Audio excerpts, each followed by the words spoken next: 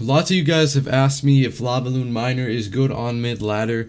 I am bringing you a mid-ladder guide with Lavaloon Miner here, and I think this is going to be the best deck for you to use if you want to use Lavaloon Miner in mid-ladder. Today I'm going to be giving you the best tips and strategies and live gameplay with commentary to help you escape mid-ladder. If this video helps you, please hit that like button and let's get to 1,200 subs. So I've wanted to record this intro like 3 times, but I've kind of got carried away just rambling on because all of these matches have lasted like 1 minute. So I'm just going to play them in the background and talk about the general basics of Lavaloon. Now, I feel like I really need to go in depth on this because a lot of mistakes that I see are people going with lava when they can get easily pressured. Some of you guys have the basics of Lava Tombstone down, and I know this isn't Lava Tombstone, but it still applies. You guys know mostly what to defend, how to defend, what cards to play where, but things like one overcommitment can lose you the game, because you face random stuff, you know, in mid-ladder. E-Barbs, Prince, Lumberloon, I don't know what. If you're going to go lava in the back, you have to think of what is going to happen, the consequences. If I go lava in the back, first play of the game, what does that mean? That means I have to either commit to offense or defense. And with this deck at least, you're not going to be able to commit to defense. You only have guards. And what happens if they play more than one card and your guards just die and they take your tower and you're down 3 elixir, but it's not counting the Lava Hound. You're down 3 elixir from the guards, and your Lava Hound is just there. The Lava Hound is not like the Golem. That's where a lot of people are like, oh, Lava and Golem, they're so similar. You should, if you play one, you can play the other. They're a lot different. A lot of the aspects are the same because they're both macro beatdown, but if you're going to go with lava in the back, you have to understand that that lava is not meant to take their tower. That lava is not going to do the job of taking their tower. You need to play offense. You need to go in with a loon. You need to go in with an Inferno Dragon. If you're going to go in with Skeleton Dragons, be careful about fireballs and splash damages. It's very... You've got to commit. You got to commit to it. If you're going to go lava in the back, don't worry if you're sacking a tower, if they spend a lot of elixir. Now, this is where it gets a little tricky. A lot of you are like, okay, I understand that I have to sack. What do I sack? I see like a prince. Do I sack a prince? It's all about elixir. You drop 7 elixir in the back. That's a heavy investment. What are they going to do to respond to that? They have to respond to that because they need to not waste elixir. Because if they just sit there at 10 elixir, they're going to lose since you could just build up a massive push. They drop a prince. Will you counter the prince with 3 elixir for guards? That's a +2 trade. I would do that any day. With this deck that runs fireball, arrows, I recommend waiting until double to build up a huge hound push, but it's not like... I recommend waiting because you can't afford to play defense in single elixir, so it gets very iffy, you know, if you have a bad starting hand, which is why I usually only lava in the first play when I have guards available, so they can't just, you know, play a prince opposite lane or E-Barbs and just win. I kind of got off topic there, but they drop E-Barbs, you know? Play some guards off to the left, you know? Off to the left, not on top of them. Because you gotta think, you know, if I put them on top of them, they're just gonna die faster. Whereas if I pull them a little bit... And then also, are your defenses under-leveled?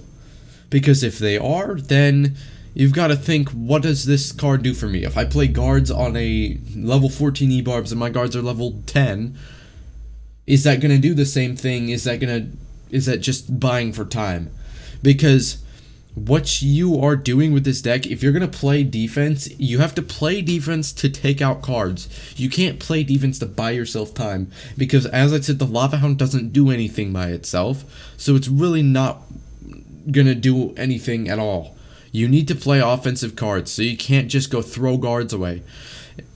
Which is, the Fireball Arrows is a very good combination, in my opinion. It's just... I don't play it top ladder or high ladder. I'm not a top ladder yet, but you don't play it there because it's fireball arrows. You know, it doesn't really get much value. But there's a lot of gameplay differences between mid ladder and high ladder, and a lot of the time you can catch somebody lacking, and you can go with fireball arrows and like kill a witch and a wizard at once. And fireball arrows are good for sometimes you guys can't kill certain units because they're over leveled. Fireball arrows is just good overall. We're gonna hop into a match, but hopefully you guys understood what I said there about sacking and attacking. Now, I'll try to do my best to not get engrossed in the game and just like explain to you what's going on. So we get spear goblins in the back. Are they really a threat? No. Do I need to play anything on them? No. We can just kind of sit here. Is the goblin barrel a threat? Yes, we're gonna arrows. 3 for 3. That's fine. Now, what are we gonna do next? I'm going to use this miner to pull this Valkyrie.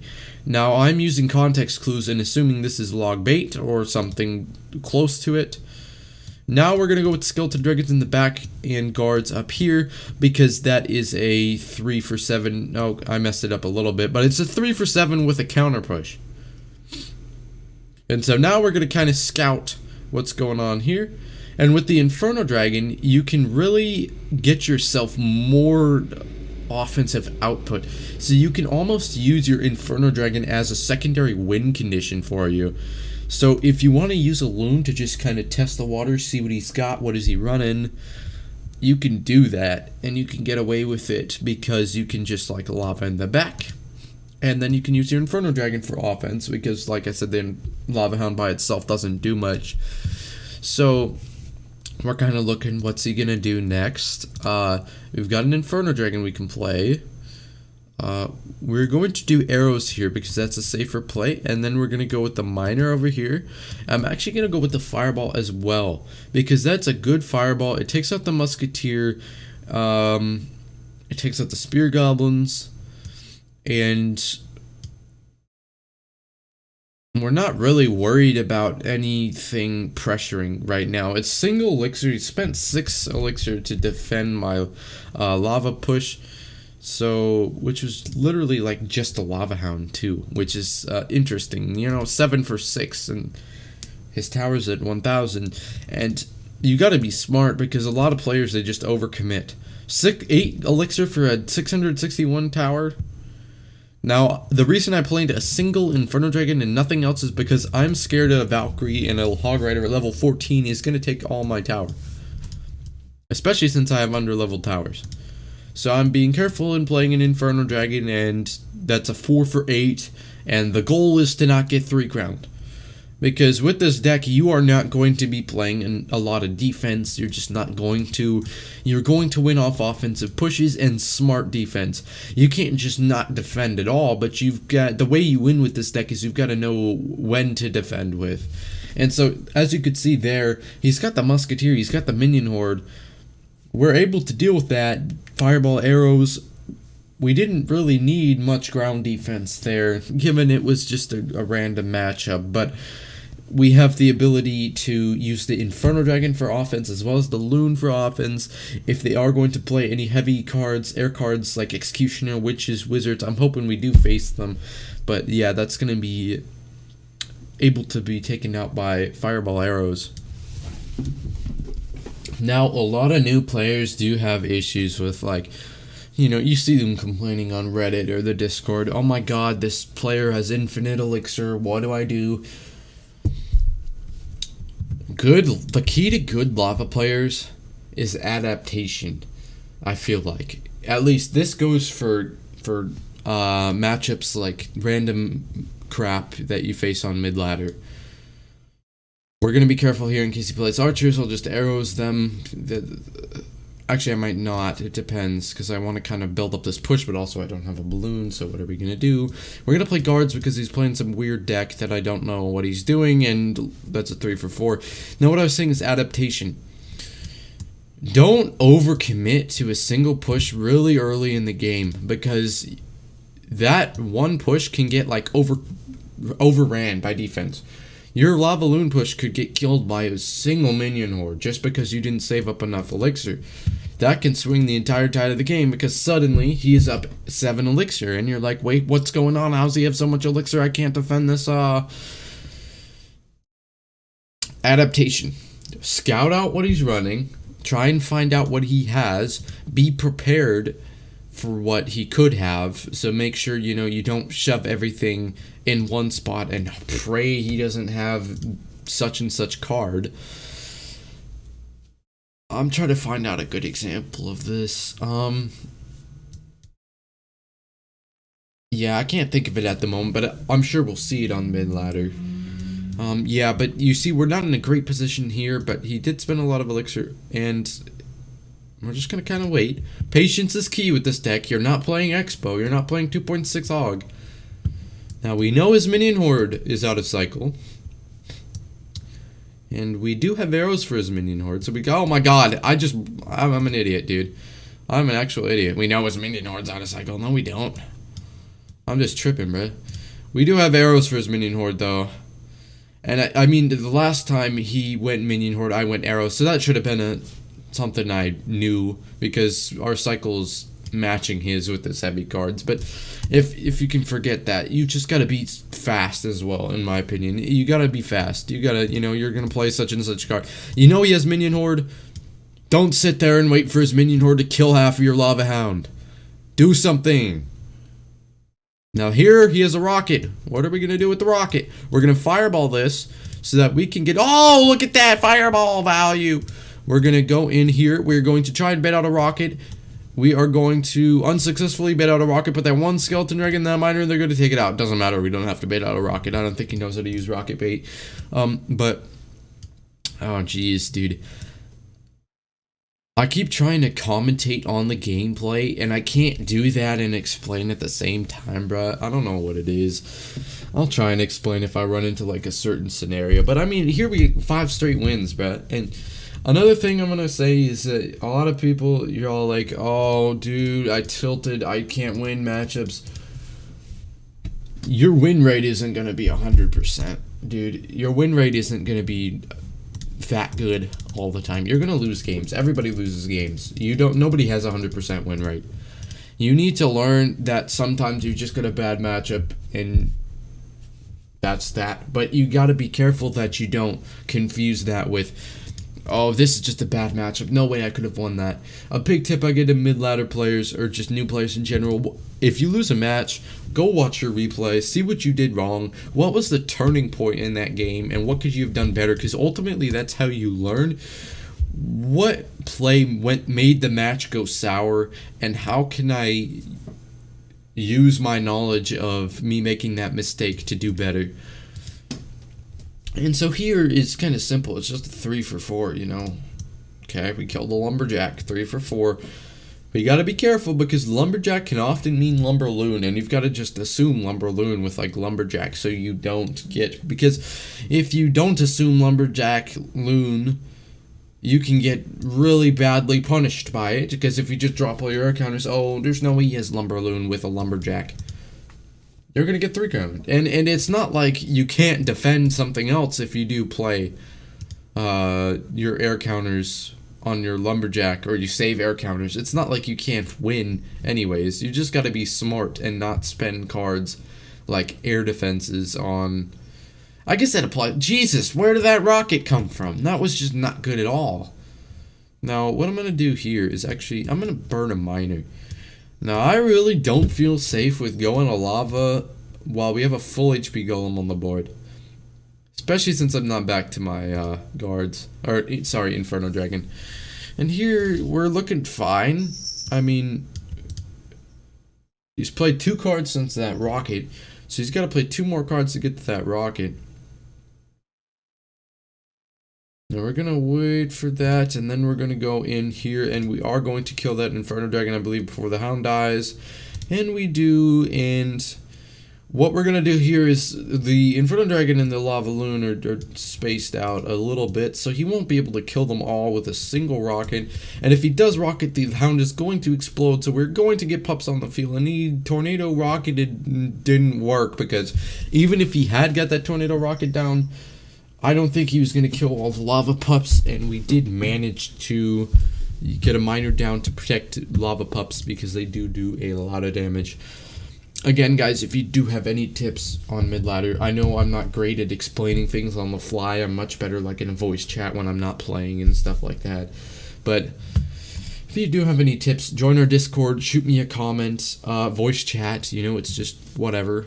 I hope you guys can learn something from the pushes here. And, okay, you see a Sparky. Go same lane as the Sparky. That way, if he tries to put stuff in front of the Sparky, he can't kill the stuff you put to kill his Sparky because it's behind the Lava Hound. Now here he has had absolutely 0 elixir, so we are going to go in with the guards. We are going to go in the Inferno Dragon. He just dropped 3 elixir. That means he has absolutely nothing to save this, oh god, Sparky with. That was close. And so now, do you want to go in with a loon? No, because what would have happened if he had like a minion horde? It would have just sat there and died and you wouldn't have had enough time to develop elixir. So yeah, just use the wizard. Why don't we go with a little aggressive miner action? Go in with skeleton dragons here to kick out this baby dragon, and then we just kind of go in with a whole push there and see what he does. And he doesn't really respond with anything, so we do get a lot of damage. Now we are going to go with the balloon, and we are going to go with the guards. This guy is playing a very heavy deck. Barring the log and the fire spirit, you gotta keep, that's a whole nother thing. You've got to keep track of their cards. It's so important. It's just so basic, you know, to learning a deck. He plays his wizard. Okay, let's say you have skeleton dragons, or you want to go in. No, you want to go in with a Lavaloon push. Okay, Lavaloon down. He plays a wizard. Oh, my push is pretty much dead. That's too bad. How many cards does he have till another wizard? You can count 4 cards. He has to play 4 more cards after his wizard to get back to his wizard. So, if you can get another Lavaloon push down by then, go ahead and do that. But if you can't, and you know he has a wizard available, make sure you do something to take it out, or make sure you're playing to where, you know, you don't just throw your stuff into a wizard, if you know what I mean. Take note of what he has. Take note of what happens to you in a bad situation, like if he has an executioner, how can I bypass this executioner? You know, what's the best play that I can make to get past the executioner, wizard, witch, so on and so forth. Now here, 3 elixir bandit. Should we use our only ground counter on this? No, because they're dead. Okay, 1 hit. Whatever, dude, whatever. So we do have the ability, now that we didn't spend those guards, going with a balloon. Now, what we can do, since he spent a Dark Prince, is take out this Dark Prince, use a good fireball value here, take out this E-Wizard, and get the lock. And even if that was a level 14 on 14 interaction and we didn't kill that E-Wizard there, we still would have gotten a ton of damage because the guards would have helped out. I use those guards on that Dark Prince because a good play when they do that situation where they have a Marcher in the back and then they have a... I'm going to go Miner here because we don't really have another good play. And a Miner takes the Bandit's damage away, and the Bandit does a lot of damage. It's probably the most damaging 3 elixir card in the game. I think it does a little more than Royal Ghost. I think it does more than the Knight too, after the Knight's HP nerf, but I'm not sure. Don't quote me on that. I just know it's a very dangerous 3 elixir card. Pack at the bridge. Does he have Inferno Dragon? E-Wizard? Yes, he does. So let's be prepared. I wasn't counting how many cards he had left till he got to that, so I was just being a little careful there. But we are going to go with the Lava Hound here.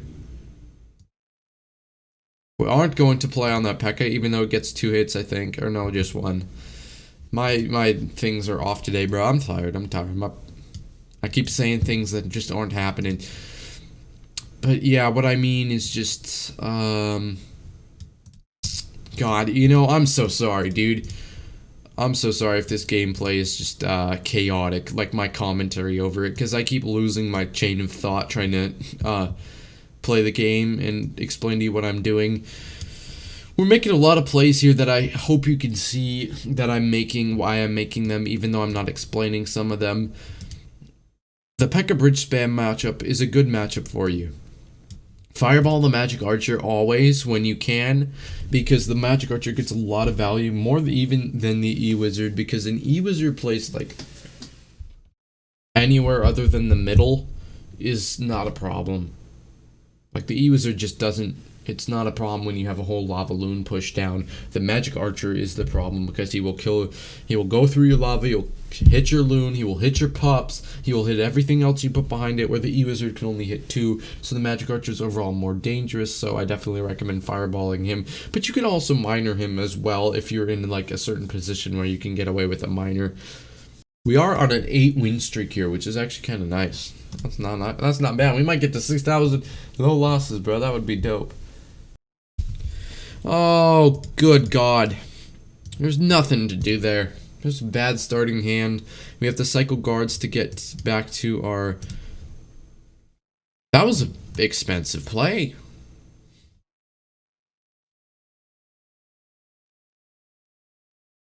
That was quite expensive, my friend. It would be a shame if we took your entire tower off of that.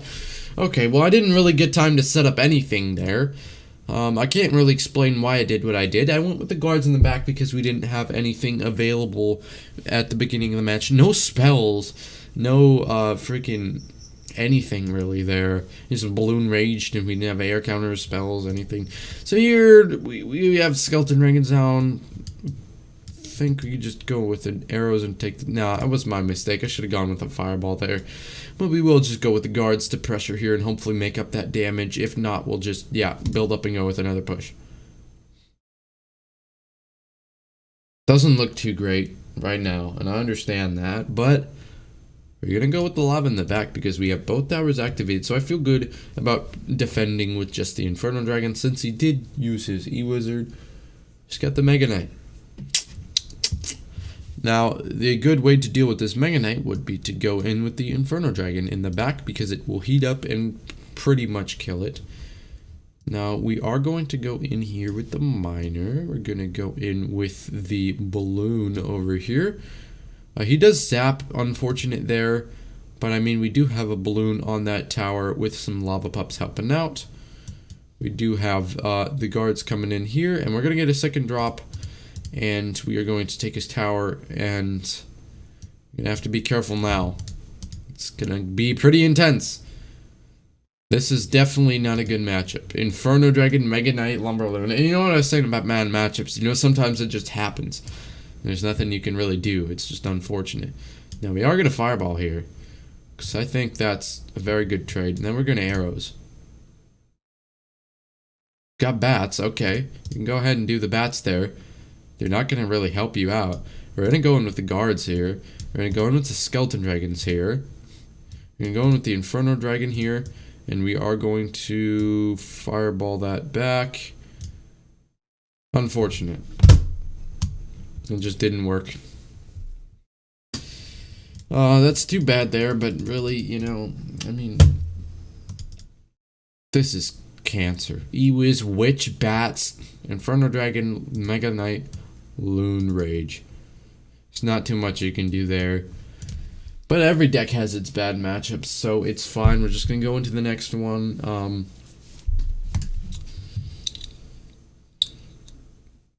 You guys really don't beat yourselves up if you lose a match to a bunch of air counters, you know? Because sometimes it's just not winnable. And sometimes it's not winnable. And it's annoying and frustrating, yeah. But like I said, you're never going to win 100% of your matches. It's just not going to happen. So you got to be just patient with this deck, definitely. You're going to hone your skills. But you're never going to beat every single matchup that comes your way. I mean, not even Carl the Legend beats every single matchup, you know? There's always bad matchups and unfortunate situations that happen there. Would we have stood a better chance if we didn't lose our entire tower on the first play of the game? I don't know. Maybe. But it is what it is. They're here. Facing an interesting combination of what I felt like would be Hog Rider and just isn't. You know, it's got the firecracker, it's got the knight. Kind of wondering what he's gonna do here. He's going with the. See, this is Hog Rider. It's just like not normal Hog Rider. I'm gonna go into the balloons here, because we can just use the arrows on these bats, and then we can take out this Tesla with one loon drop, and we should be able to get another. I think we still get one. Yes, sir. Let's freaking go. We are gonna actually activate King Tower here. Now I'm gonna tell you, this is a good play right here, dude. Freaking yes, sir. Ski. You activated King Tower against Hog Rider. It allows you to play much more offensively. You don't have to worry that much about playing defense and stuff. I mean, you still got to defend Hog Rider. It's a really good offensive card. But I mean, you can play less on it now. You know, see, look, the King Tower helping out. You know, look, it helps out on the bats. Helps out. You know, it's really nice to have the King Tower activated. So I definitely recommend using that position with any unit when you do have a firecracker on the field. Inferno Dragon coming down. Skeleton Dragons coming down to take out the Skeleton Army, as well as provide offensive support as soon as they go take that tower and help out in the middle. See, look, now he played bats, and look at the Skeleton Dragons helping out. We are going to go with the guards here because we don't really need to play too much else. I mean, we could have gone arrows instead of guards on that firecracker. I mean, but it doesn't really matter at this point. It's just over. He's playing bats. I guess bats makes this a tougher matchup, but with fireball arrows, you could take out the firecracker. And fireball arrows is such a nice deck for mid-ladder. I mean, you could take out so much stuff with it. Well, we did push 250 trophies from where we started the season. Yeah, we reset 6,000 minus 60% of whatever. We started at 5,600. We pushed up to 5,847, which was very nice. If you guys have any questions, hit me up in the comments, hit me up in the Discord, in the description. Let me know how I can support you in your endeavors if you want to, you know, become a better Hound player. Let me know what type of videos you want, and if you did enjoy, let's hit that like button, get to 1,200 subs. Peace! I like gay men. I'm just kidding!